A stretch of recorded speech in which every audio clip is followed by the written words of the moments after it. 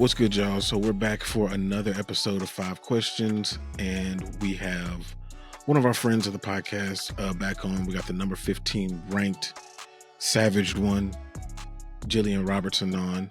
I know you've been all over the place. I follow your Instagram. I seen you poolside, you choking people out. I mean, all over the place. So, what's been going on with you? How you been doing? I've been doing good. Like you said, just getting back from Cancun. Got to compete with Karate Combat Pitch Submission Series out there. It was absolutely incredible experience. I don't know if you saw the setup. Like the pit was literally set up on the beach. It was free to everyone. So it was like people were just surrounding the pit. They had screens set up so everybody on the beach could watch it. It was absolutely crazy. Just an insane setup. It was so dope to be out there. Yeah, that's kind of combining both of your worlds too, the beach and, being able to do some grappling. Like that's everything for you right there. Oh yeah, it was ideal besides the sand when you're warming up and shit. Like literally when I was done, like you're sweaty and shit. So I was covered in sand and sweat. Yeah, man. And how good is Montana De La Rosa? Like for you, at your level, your ability, like, I mean, you weren't able to actually get the submission even though you won, but like she's tough. Like she's really, really hard to deal with. Oh yeah, I knew. Like me and Montana, we were in the Tough House together. We rolled back then, and I knew that going into this, she was definitely going to be a tough matchup. I always expected us to get a fight matchup one day. Because we were, like I said, we were in the Tough House together. We were the same age. We were both younger girls who kind of have the same style. We're both like heavy grapplers in the MMA game. So I just always assumed that we were gonna fight one day, and I guess we got to do it in a grappling match. But she's definitely just as a tough of an opponent as I would expect her to be. Yeah. Shouts out to Montana De La Rosa. Definitely been watching her, throughout her career. So big fan of her as well. But more about you. Recently, it was announced that you got a pretty interesting matchup. Now, I personally was campaigning for the Mackenzie Dern fight. I really wanted to see that. I think that will happen eventually. But you got matched up with another legend in Michelle Waterson-Gomez. And that's going to be at UFC 302 in New Jersey. So how do you feel about that? Like, how did that come about? Actually, I think it was like the day before or the day after I got the grappling match. I think I got the grappling match, then I got the fight the day after. So I was like, at first I was like, oh yeah, I get to go to Cancun, like go on a vacation. And then the day after I was like, oh, I have a fight and now this isn't a vacation anymore. Let's make this trip as short as possible. I go out there, grapple, come back, stay on my diet, everything just completely changed about this trip. It was going to be like a fun trip and I get to grapple, and then it turned into, all right, we're just going out there for business, and now we're working. So obviously getting the name Michelle Waterson, like she's a huge veteran, a huge name in the sport. Super hyped to get that name, super hyped to get this matchup. I feel like it's such a great opportunity for me. It's such a great match for me in general. And yeah, I'm just super excited for this. I really can't wait. Like, I feel like this is my moment. This is just going to be that first step to getting to the belt. It's like this one, maybe one or two more, and then we'll be challenging for it. Yeah, it's definitely within your sights at this point for sure. So first of all, I know that fight's going to be in Newark, New Jersey, but for you fought all over the place. Like, does it really matter where it is for you at this point, or if you have the proper amount of time, it doesn't really matter? Like, does that even take a part in you making a decision whether you're going to take a fight or not? Nothing takes a part in the decision, honestly. The decision, as long as we have enough time to cut the weight, we're saying yes. It doesn't matter who or where or anything like that, we're saying yes.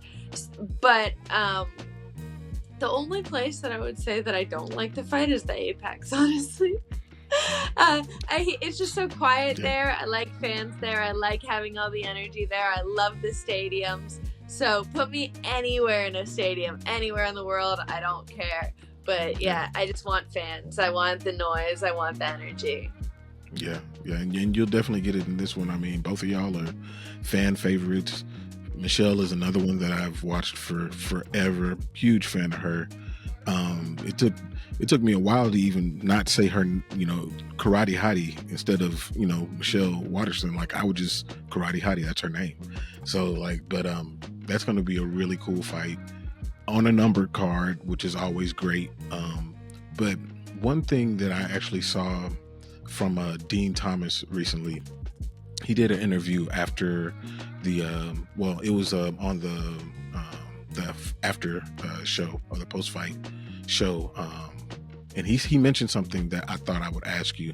He said that when he's working with a fighter and you guys are visualizing the win before the fight actually happens, thinking of who you're going to call out is something that actually is talked about before.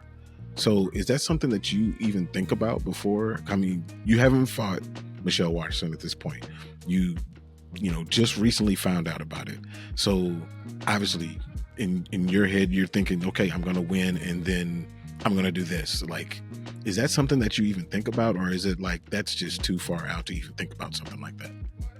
No, I definitely think about the next matchup as well. I definitely think about like where I'm headed. Like obviously that, like you said at the beginning of the show, Mackenzie Dern is definitely a matchup that I think is, well, I guess I've thought this with Montana too, but I feel like we're like ones that are like destined to meet at one time, very similar styles. She has the most submissions in the strawweight division. I have the most in the flyweight and the most total out of all women. So I feel like that's a title that she is coming for. So I don't understand why we wouldn't fight, I feel like it's a fight that's going to happen one day. And like that one's definitely a name in mind. But honestly, anyone, I need to look at it closer with my coaches to really decide like what we're going to be.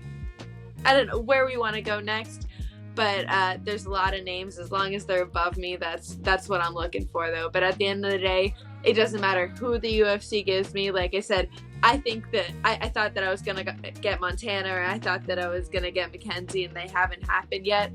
And who knows if they ever are going to happen. So it's like you can call out whoever you want, and the UFC is going to give you who they want to give you. And at the end of the day, I'm going to sign that contract. Yeah, you're not going to say no, that's for sure.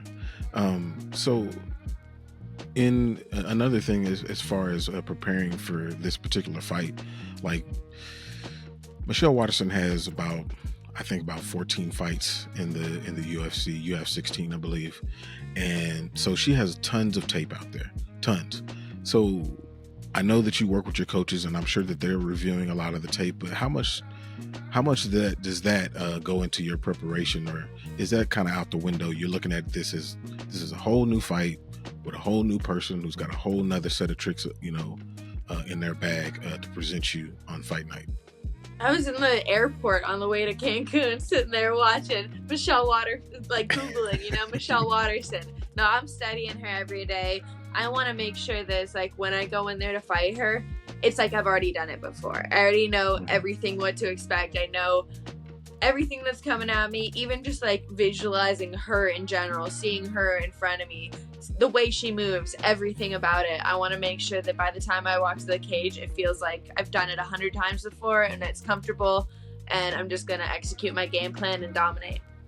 Yeah, that makes sense. I mean, I often think maybe sometimes too much information is too much, and you're like trying to process things, and now you're frozen because you're like, well, she normally does this, but she didn't do that. Like you're in your head, you know what I'm saying? But I'm sure that you get to a point where I'm reacting. I know what she likes to do, and I'm just going to react. Oh yeah, exactly. It's like I just study I study her fights, and as I watch them as like if I'm her opponent. So I'll watch it and be like, all right, what would I do here? Okay, if they're in a body lock, I would grab an underhook here, or I would do this here. I just act like I'm fighting her as I watch her fight. So then it's like I'm just used to those reactions. That makes sense. So I know that she's coming up. She's on a skid. I think she's lost like 4 in a row, even though, some of those have actually been very competitive. you have won 3 or 4, with the only hiccup being, Tabitha Ricci, which we talked about before. So you're riding you got the submission grappling things. You've out-grappled a champion in Rose Namajunas. Like, you've got a lot of good stuff going into this fight, and she's, the total opposite. So how much does that play a part in going into the cage and having that momentum on your side? I don't think momentum necessarily matters. I think at the end of the day, she's a veteran, so she's going to come in there as a veteran, and I have to respect that. Like, she's tough as shit. She's been there so many times, and like, yeah, I've been in the cage more than her, but also look at the competition that she's had. She's been in the cage with like former champions like Joanna and Jacek. Like, she's definitely been in the cage with the best of the best, and that's something to say also of why she has 4 losses right now. She's fighting the best of the best, where it's like, I'm still climbing my way up, where she's been up there for a while. So I feel like I have to really respect that, and every fight's a new fight, so I feel like momentum isn't a thing. You got to take every fight as a new fight. That's true. I mean, and I honestly think that if the UFC had a 105 pound division, she would have been champion in that division. I firmly believe that, because of what she did in Invicta was legendary and brought a lot of eyeballs to the sport. And she's one of those ones that, kind of like, not on the level of a Ronda Rousey, but in that same vein of like bringing notoriety to women's combat sports for sure. Oh yeah, 100%. Like I said, she's a vet. Like, I gotta respect that regardless. Like, she knows what she's doing. She's been around for a lot longer than I have, fighting pro at the highest level, so I gotta respect that. Yeah, absolutely. So one thing I wanted to ask you, well, one thing is going to be technical, but one's kind of it's a question that I've always wondered, and I was actually I watch a lot of Netflix. I'm an old man, and so I was watching this Point Break, I think is the name of it, and it's about tennis players. And tennis players are, they're singular entities unless you're playing doubles. And so one of the things that one of the tennis players said was that they're very selfish, and they have to be successful in their sport. And I watched a golf thing, and I heard them say a very, very similar thing. Another sport where it's one person that's out there doing everything. Even though there's a team that prepares them, it's the one person that's actually having to do it. So for an MMA fighter, a person who's moving up in the rankings, who's going to challenge for a belt, probably within the next 2 years, I'm putting it out there. Do you think that fighters need to be selfish? Oh, 100%. You need to put yourself first all the time. I feel like it's so easy to fall into like being somebody's training partner, like especially like if you're at like a big gym and you get to work with like whoever the star is. Say they bring you in for like the champs training camp and you're always the champs training partner. It's like, it's so easy to fall into that, and then it's like, all right, well, what about me? Like, what about my career? Like, you got to take care of yourself. You got to look out for yourself. You got to take the steps that you need to take in your career. Like, if your manager's not getting you fights, you got to start hitting up promoters, like you got to take the steps, whatever it takes to get to where you need to get. So yeah, you just got to do it. Yeah, no, that definitely makes sense. And I kind of figured it had to be that way. I mean, you can only go so far being a team player and just kind of going along with what the team wants until where it's like, well, I got to do something for me at some point. So that totally makes sense. So another question. Go ahead. I give back, like, any of my training partners who are there for me, I'll definitely be there for them in their camps. But at the end of the day, it's like, it's about me and my career. Like, I need to figure out what I'm going to do. Like, I need to get my career. I need to make sure all my ducks are in a row, So it's like, I got to look out for myself. And at the end of the day, I'm going to be the one who's walking in the cage. And when the door closes and either getting choked out or knocked out or like, whatever. There's so many dangerous things that can happen. So I got to make sure I look out for me. Yeah, that makes sense. So how do you feel, and you've trained with tons of people, throughout your career, how do you feel about people from the same gym fighting each other? Like, I mean, I don't think that you really have that issue right this moment, but what if there was somebody who you've trained with a lot and you know very well, kind of like the Aljamain Sterling, Merab Dvalishvili thing that was going on before when they were in the same division. Like, if you were posed with that same scenario, how would you handle that?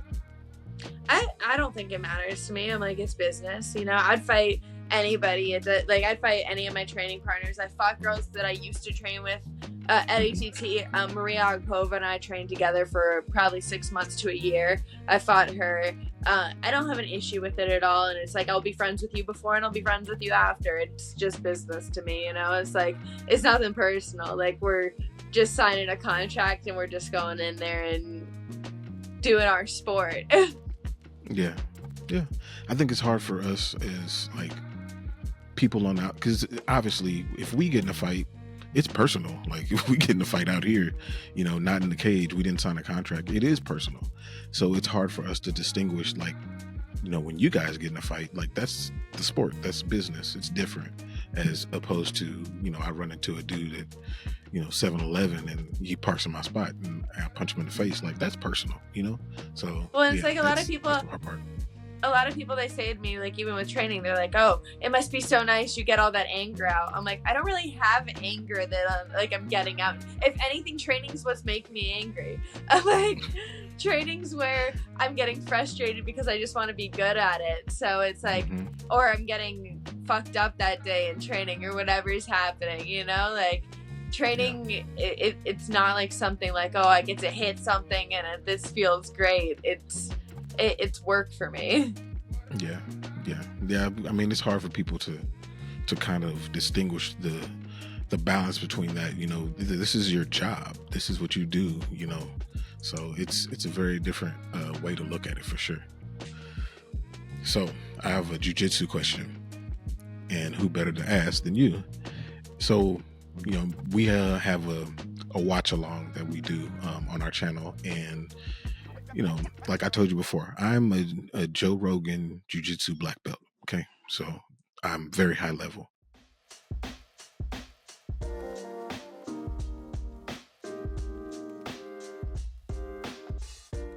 And I was, you know, we're watching on the watch along, and somebody's doing a back take, and they're trying to, you know, get a rear naked, and it's not working, and they get reversed, right? And when they were on the person's back, they didn't get the body lock.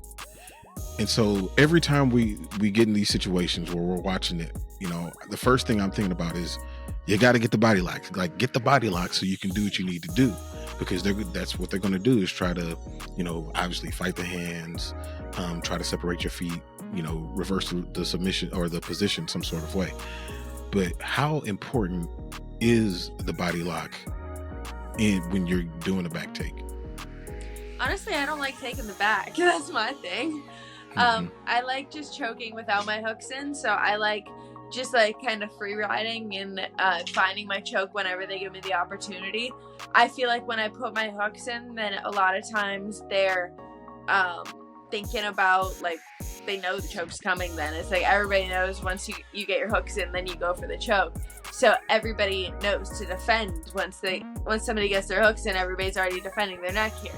So most of my choking system is based off of off balancing my opponent and then getting my choke. But I also feel like my choking system is very unique to me, where it's like nobody really chokes like the way I do. Yeah, because it seems like when I've seen a couple of fighters that were able to do it that way, but obviously they're high level in the jiu-jitsu area. But the people who may have come from a different background, like striking was their base, or wrestling was their base, a lot of the wrestlers, they just have a problem getting body locks in general because their legs are thicker. They just can't, the flexibility isn't there. But like one of the fighters that, you know, one of my favorite fighters, Dustin Poirier, when he got it wasn't Benoit Saint, Michael Chandler, when he choked out Michael Chandler, like he whipped his leg around so fast to get that body lock, so that Chandler couldn't move anywhere, then for me, I was like, yes, you got to get the body lock. You got to get the body lock. But I mean, yeah, if you're super high level, I feel like you have ways to kind of do it without that. But that was just a question I had. Yeah, just in general, I feel like for me personally, I feel like anytime you put the hooks in, you're risking them turning in and you're on bottom and you're getting punched in the face. And that's just never fun in MMA. So that's why I'm never trying to put my hooks in. Oh, doesn't look fun. Doesn't look fun at all. So cool. I appreciate you clarifying that for me. All right. So as usual, I have a few this or that questions. And these are, I only have 3 of them, but I think that these are going to be interesting. Okay, first one, easy one. Would you rather read a book or listen to a podcast? That isn't an easy one. You said it's an easy one. It's not. I like to do both a lot. I'll say books because they're probably more knowledgeable, where podcasts are more leisure. Yeah, I feel like I would lean towards books, even though I don't have as much time to read books as I would like. But for me, books are synonymous with time. Like, I have time. If I'm reading a book, then I'm definitely chilling. And if I'm doing a podcast, I'm probably multitasking. I'm always hitting the mix, and I'm playing I got the Audible app, so I got the audiobooks. So it's kind of like both there. You got a podcast in book, well, a book in podcast form. Yeah. See, you know what? I have a problem with audiobooks because I feel like that's cheating. So I told my wife, she's like, yeah, I read this book. I was like, but did you though? I don't think you read that book. I drive a lot. So that's the thing, is like when I'm driving and then it's like I don't have time, like you said, you don't have time to read books all the time. So when I'm driving, I'll just put on an audiobook so I get the information when I don't have time to actually read, because I don't think it's good for me to be on the 95 holding up my book. It's probably not a good idea. Yeah, probably not a good idea. No, that's a good one. Speaking of podcasts, I know you were recording a podcast earlier, and that's the one that you normally do, right? Oh yeah, every Tuesday at 1 p.m. Fight Bananas goes live on their YouTube channel, and then at 2 p.m. it is Savage Time. So that's every Tuesday. Cool. So if y'all haven't subscribed to that, make sure you do. I'm sure it's going to be it's always some good stuff that she's doing over there. So wanted to make sure we got that out. But here's another question: action movie or comedy? Probably comedy. I feel like you can only have so much of like shooting guns and explosions. Yeah, that's true. So what's your favorite, or one of your favorite comedy movies? Like, if you're just pulling up whatever streaming service and you're like, I need to laugh, like, what would you put on? Step Brothers is always a good one. That's what I was thinking. So I was they're actually doing a screening here like tonight of Step Brothers at a movie place. Like, people have never seen it before, but I actually just watched it again, probably like for the 100th time just the other day. Like, it never stops being funny. It's ridiculous. I think every time I go over to my friend Hannah's house, like every single time, we're always just like, you want to just put on Step Brothers? I guess. And that's just always what we end up watching. Did you know that they wrote that movie in 5 days? Really? Yeah, it only took them 5 days. So what happened was they had just done Talladega Nights, and Talladega Nights, they were all over the place, at all these different racetracks and in the racing suit and getting sweaty and hot and all that stuff. And so the people who were putting it together went to Will Ferrell and they were like, we want to do another movie. And he's like, dude, I'm tired. I'm not doing another movie. And they were like, no, like, we have an idea. And Will was like, okay, well, just come to my pool house and we'll kind of talk about it. And they went there and just kind of crashed out and did it 5 days. They wrote the whole thing in 5 days. That's crazy. And it's a classic. That's insane. I couldn't believe that. Oh yeah. Yeah, Step Brothers is a classic. All right. So last question, and this is, I'm curious what you're gonna say. Well, I think I know what you're gonna say. Okay. So would you rather have the championship belt or a $1 million pay-per-view, or 1 million buys, shall I say? It's probably more than $1 million. I'll say the belt because the money's gonna come with that. Yeah. It should. You would think so. Exactly. But And the hopefully. belt's the goal. Like the belt's why we're all in the UFC is because we want that. So 100% the belt. Yeah. You know what? It's interesting that you say that the belt is the goal. You know what? Sometimes I kind of think that for some fighters it's not the goal. Like, I'll give you an example. For Kevin Holland, I don't think the belt was ever the goal. I don't think he ever really wanted to go for the belt. I think that he wants to get paid. Yeah, and like I don't know. I don't get that mindset personally. You know, I'm like, obviously he likes fighting and he has fun with fighting, and that's good for him. But I like winning, so that's where I'm at.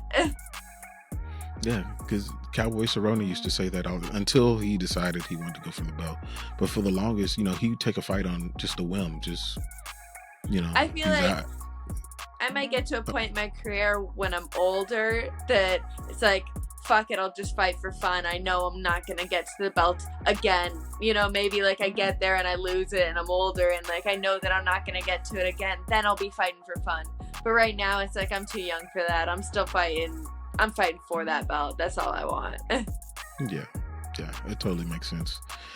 And like you said, you get to the belt, then it's time to renegotiate that contract and get some real money. Exactly. For sure.